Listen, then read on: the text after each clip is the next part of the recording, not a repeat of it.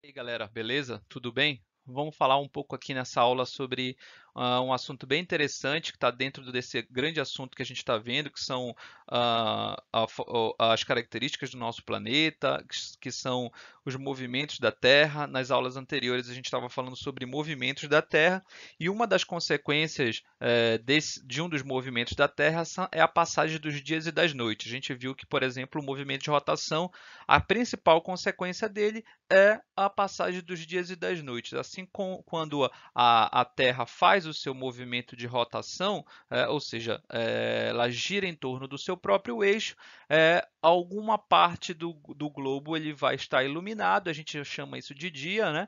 E a outra parte do globo não está iluminada pelo Sol. Então a gente vai chamar isso também de noite, né? No geral. Então o movimento de rotação vai gerar essa grande consequência que são a passagem dos dias e das noites. E aí a gente chega nesse assunto de fuso horários, porque a gente tem diferentes horários, como foi determinado esses fusos horários, né, de que qual é a ideia em relação ao nosso planeta para definir esses horários, quais são as diferenças dos horários de diferentes lugares, tá? Isso a gente vai ver a partir de agora nessa aula. Então, gente, aqui nessa questão dos fusos horários, a gente vai ter que falar um pouco sobre um pouco da nossa história, né? Porque esse fuso horário ele é estabelecido, tá? Primeiro que desde que foi inventada aí uma forma de marcar o tempo, como por exemplo os relógios do Sol, em que utilizavam o Sol como referência para marcar as horas, cada localidade, cada espaço, cada cidade, às vezes, ela determinava a sua hora, o seu horário, de acordo aí então com a passagem dos dias e das noites. Então tinha cidades próximas uma das outras, nas mesmas latitudes, nas mesmas longitudes. Às vezes, que utilizavam o mesmo horário. E isso começa a dar uma confusão a partir do momento em que as relações econômicas elas vão se dar de uma maneira muito mais efetiva no mundo todo, a partir, por exemplo, das grandes navegações, a partir no século XVIII, no século XIX, quando aumenta o fluxo de pessoas, de capitais, de materiais de um lado para o outro, de uma cidade para outra, essa determinação dos horários de acordo com as cidades, de acordo com os lugares, ela vai ficar complicada. Se a gente for analisar, por exemplo, no século XIX, em que a Europa ela já é intercortada aí por uma quantidade grande de uma quantidade grande de transporte, principalmente ferroviário, com uma velocidade maior. Imagina só essa dinâmica econômica. As cidades próximas tinham horários diferentes, tá? Então era meio que uma confusão aí, então, essa determinação dos horários. Então, a partir ali de 1883, a Sociedade Geodésica Internacional ela vai realizar um sistema internacional então de marcação de tempos. E aí a gente vai chamar esse sistema de marcação de tempos de fuso horários, tá? Para padronizar os horários no globo, para padronizar os horários no mundo, para não ter tanta confusão em relação a vários horários, a cada cidade determinar o seu horário, por exemplo. Tá? Então a gente vai ter essa determinação e ela vai se dar também a partir aí desse movimento de rotação da Terra que eu estava falando ainda há pouco. Tá?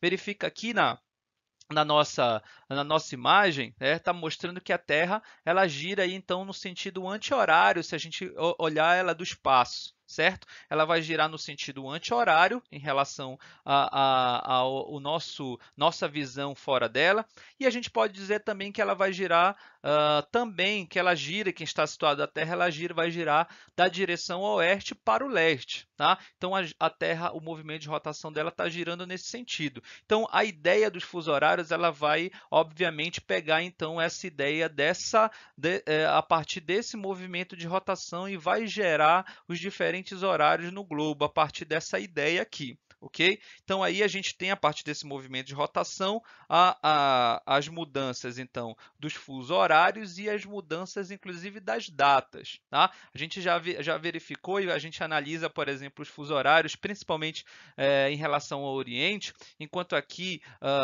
no Brasil a gente tem um determinado horário, por exemplo, 8 da manhã, enquanto é 8 da manhã no Brasil, lá no Japão, que tem uma diferença aí de 12 horas, vai ser 8 da noite, tá? E vice-versa. Então, esse horário vai ser determinado aí, então, justamente por esse movimento de rotação e vai ser estabelecida uma regra para esse fuso horário, que a gente vai continuar vendo, tá?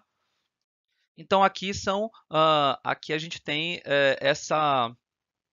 essas linhas, né, essas linhas imaginárias que estão fazendo os diferentes horários aí no globo em relação aos determinados referenciais. A gente tem aqui, por exemplo, dentro daqui dessas linhas dos fusos horários, né, que também são linhas imaginárias dentro dos fusos horários, a gente tem os diferentes horários em diferentes lugares do globo, dos diferentes espaços do globo, tá? Então a gente tem aqui dentro desse movimento de rotação da Terra de oeste para leste, a gente vai ter diferentes horários, diferentes fusos horários, portanto, que foram determinados aqui, tá? Uma coisa importante também que vai ser determinada já em 1884, na verdade, para definir também algumas regras, além dessas regras de diferentes fusos horários, vai ser a linha de referência para os horários. Lembram que eu falei para vocês em relação as longitudes, que a referência para a gente determinar as longitudes seria o chamado meridiano de Greenwich, tá? E aqui o meridiano de Greenwich também para os fusos horários ele vai ser um horário, vai ser o determinado ponto central, tá? Do fuso horário, ele vai ser a referência. No meridiano de Greenwich vai ser utilizado um determinado horário, vai utilizar esse meridiano de Greenwich como referência para os outros lugares. E a gente vai ter aqui do outro lado, tá?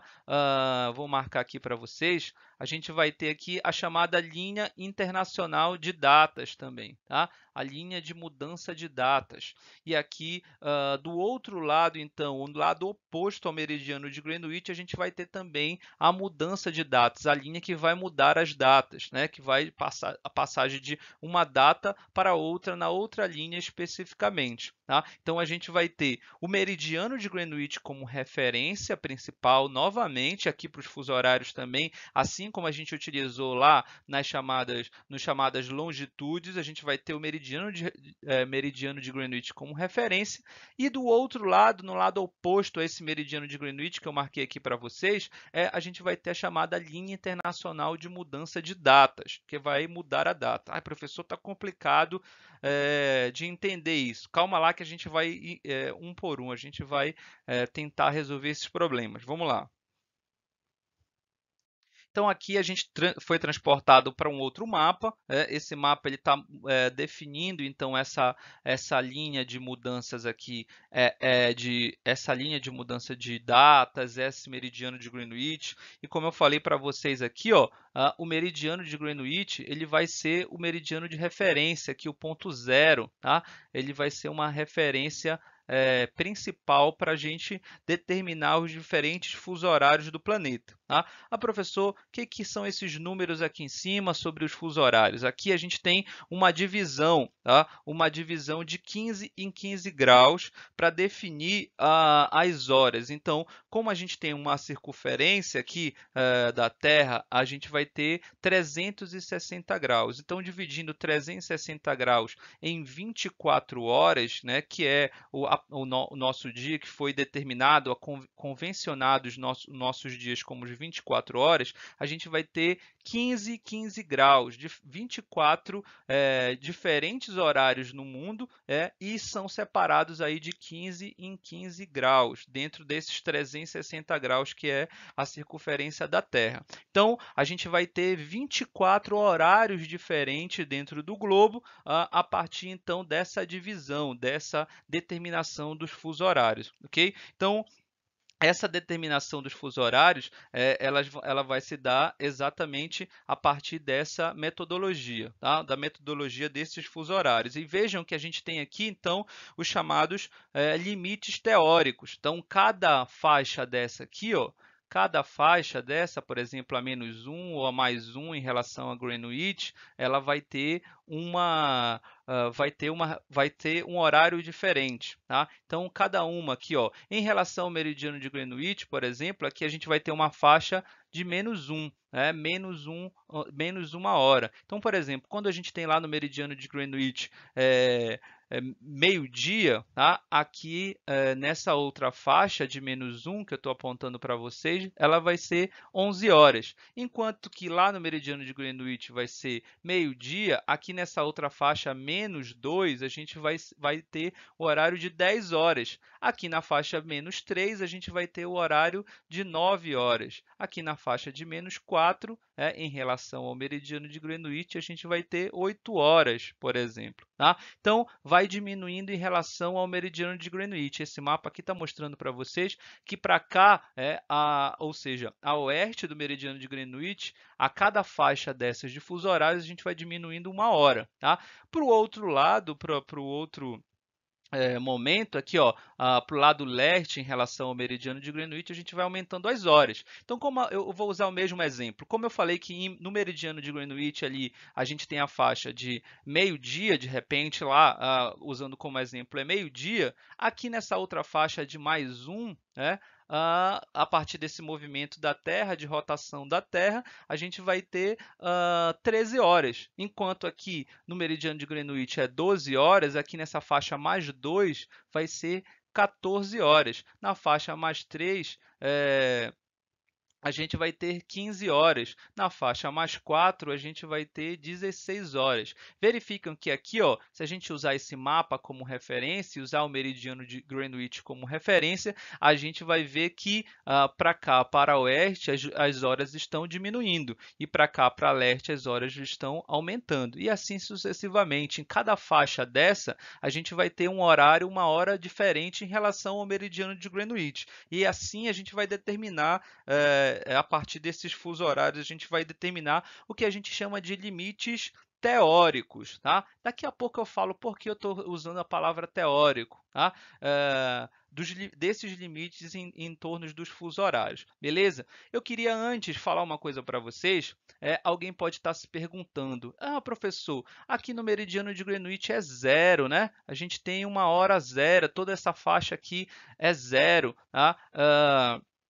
Mas se a gente fosse calcular, se dessem para a gente, por exemplo, o cálculo, para fazer um cálculo em relação aos horários, tanto aqui para leste, dessas outras faixas, -1, -2, -3, ou para essa outra faixa, +1, +2, +3, o senhor tinha falado lá que na cartografia a gente poderia calcular a partir das longitudes, das latitudes, a gente poderia calcular. E aqui, então, com essas latitudes e longitudes, eu posso calcular, por exemplo, para saber o horário de determinado ponto dentro desse limite teórico aqui, né?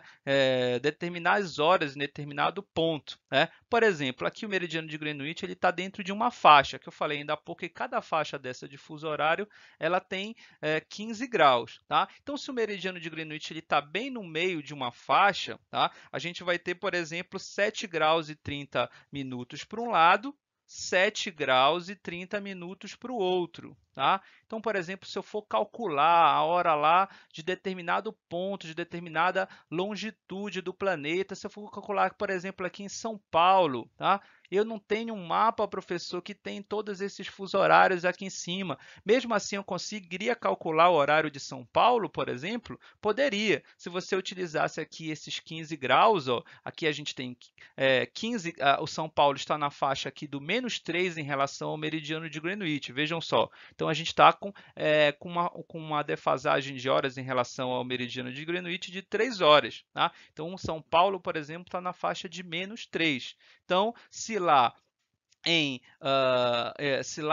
Greenwich, lá em Londres, por exemplo, a gente tem agora o horário de meio-dia, aqui a gente tem, aqui em São Paulo, a gente vai ter, passando aqui desses limites, 11, 10, 9. Então, em São Paulo, a gente tem 9 horas, enquanto lá no meridiano de Greenwich é meio-dia, 9 horas da manhã, né? Então, dá para mim calcular aqui, porque se eu não tivesse essa faixa de fuso horários, eu conseguiria calcular em que faixa dos limites teóricos São Paulo está. Por quê? Era só eu calcular, se eu tivesse o valor das longitudes, por exemplo, eu conseguiria calcular aqui que São Paulo está aqui dentro dessa faixa, está aqui, ó, entre dessa faixa de 15 graus, mais 15 graus, mais 15 graus, então ela está aqui numa terceira faixa com 45 graus, mais 7,30 graus aqui, tá? Porque a gente o meridiano de Greenwich está passando bem no meio de uma faixa de fuso horário. Então a gente só poderia calcular aqui mais 7 graus e 30 minutos, que é como a gente calcula então em graus, tá? Então daria para mim determinar a partir da longitude de determinado ponto no planeta, eu poderia determinar esse horário dos limites teóricos. Eu poderia, se não tivesse essa faixa aqui desse mapa mostrando, por exemplo, esses fusos horários, eu poderia, a partir das longitudes, a partir das linhas imaginárias, calcular sim. Eu precisaria ter o quê? O valor o valor da longitude em relação ao meridiano de Greenwich. Se eu tiver o valor da longitude de determinado ponto em relação ao meridiano de Greenwich e dividir o globo aí e saber que o globo é dividido de 15 em 15 graus para determinar o fuso horário, eu posso sim conseguir fazer um cálculo aí desse determinado ponto e determinar o horário dele, tá? A gente pode fazer um exercício depois para determinar isso, né? Não é eu sei que não é tão fácil a gente determinar, a gente precisa exercitar para determinar esses horários, tá bom? Então, esses são os limites, assim a gente consegue calcular os chamados limites teóricos do fuso horário, tá? Mas tem uma coisa, tá? Isso tem um problema.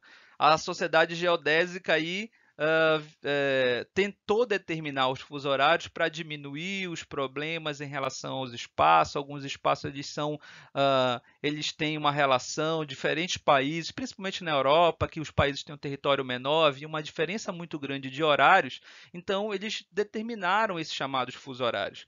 Mas se a gente falar em relação a alguns outros países que têm uma extensão territorial muito grande, principalmente uma extensão territorial longitudinal em relação aí então aos meridianos, esses países iam ter dificuldade, né? Porque um país muito grande, com uma extensão territorial muito grande, de forma longitudinal, como por exemplo os Estados Unidos, como por exemplo o Canadá, como por exemplo a Rússia, tá? Que é um país de uma extensão territorial longitudinal muito grande, esse país ele ia ter vários fusos horários. Imagina aqui, ó, dá uma olhada nesse mapa, imagina a Rússia. Olha só onde está Moscou aqui, ó. Vou marcar para vocês.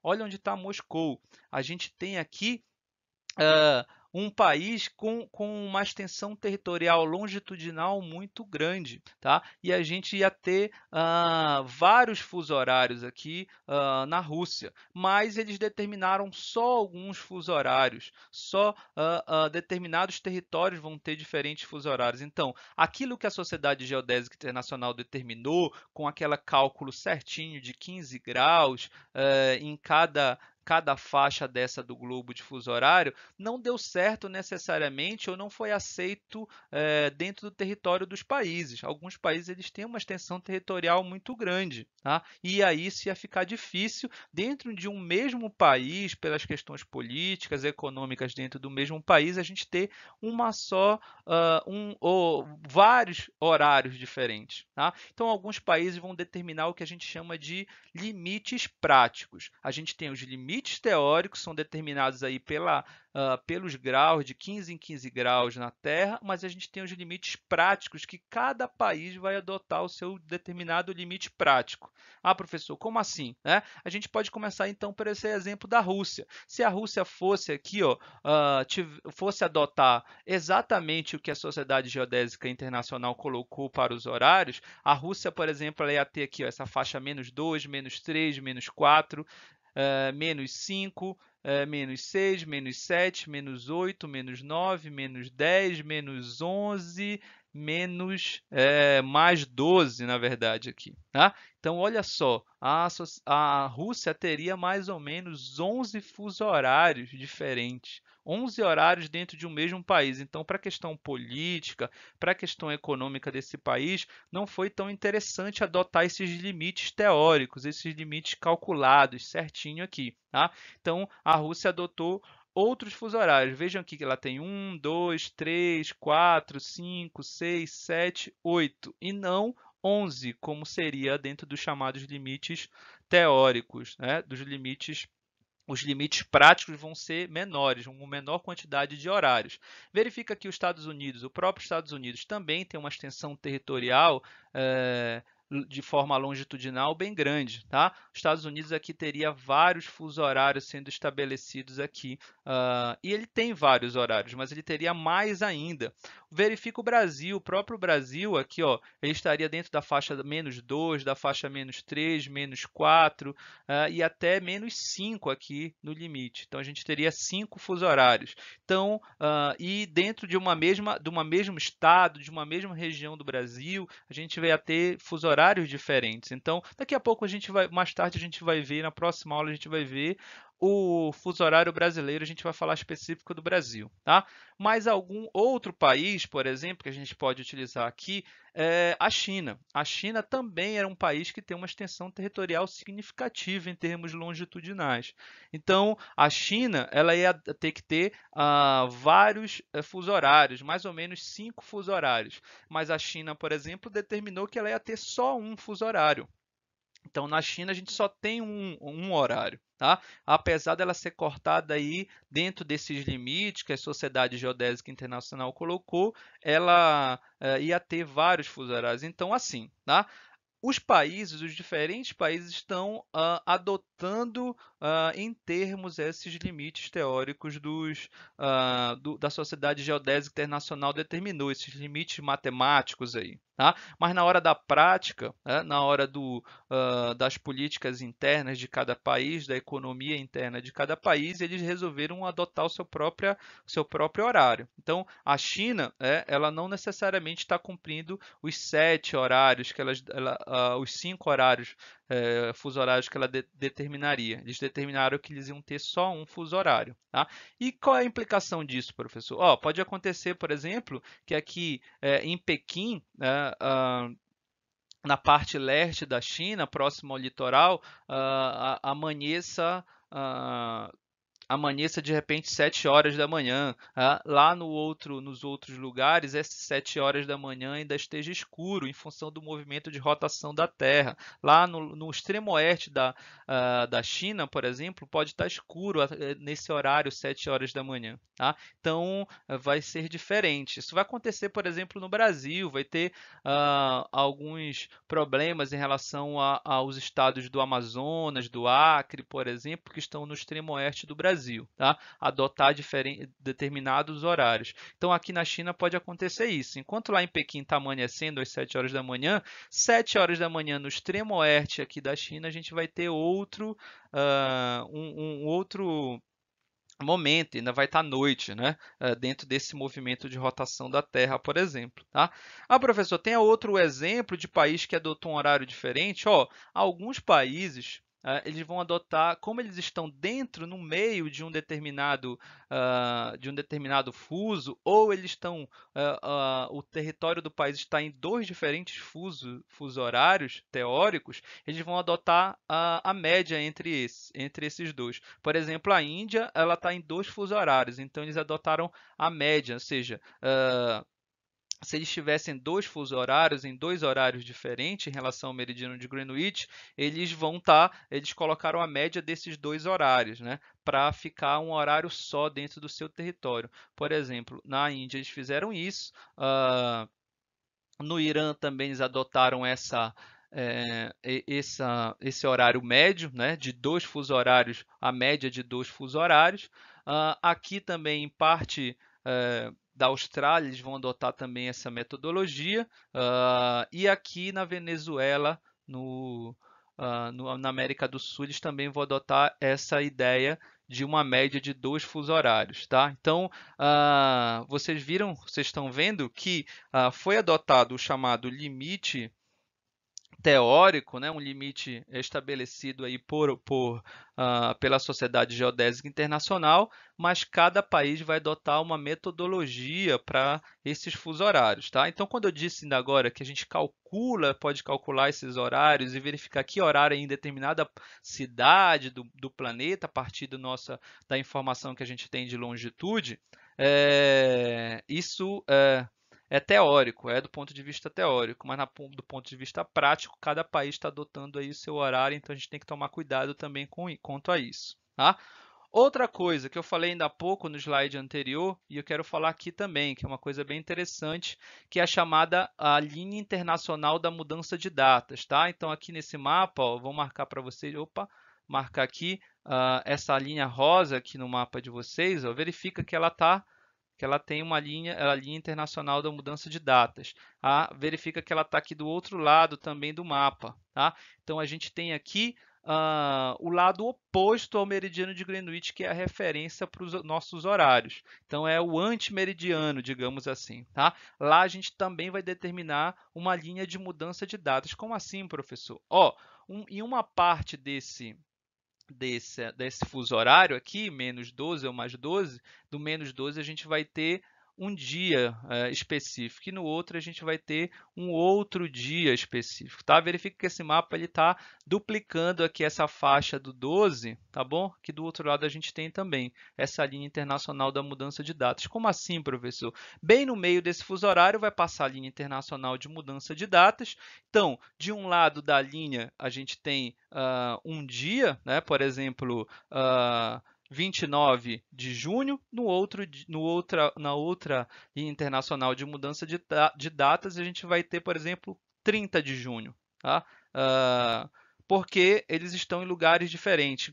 Como a Terra está fazendo esse movimento, a gente vai ter a passagem dos dias, a passagem de 24 horas, a gente vai ter também uma linha internacional de mudança de datas. Tá? Então, por exemplo, no exemplo hipotético aqui, tá?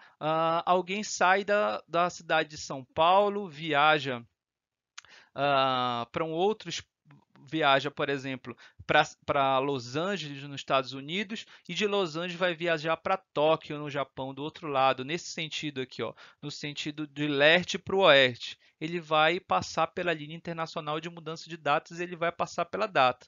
De repente, ele saiu aqui de São Paulo, nessa viagem hipotética aqui que a gente está vendo, ele saiu aqui de São Paulo, sei lá, 10 horas da manhã do dia 29, tá? Se ele atravessar aqui num avião bem rápido, ele atravessar e chegar a Tóquio do outro lado lá do planeta, ele vai chegar no dia 30, né? Lá já vai ser o dia 30, já vai ser o dia 30 de junho, tá? Então a gente vai ter essa passagem também, vai ter essa referência também que é a linha da mudança de datas, tá?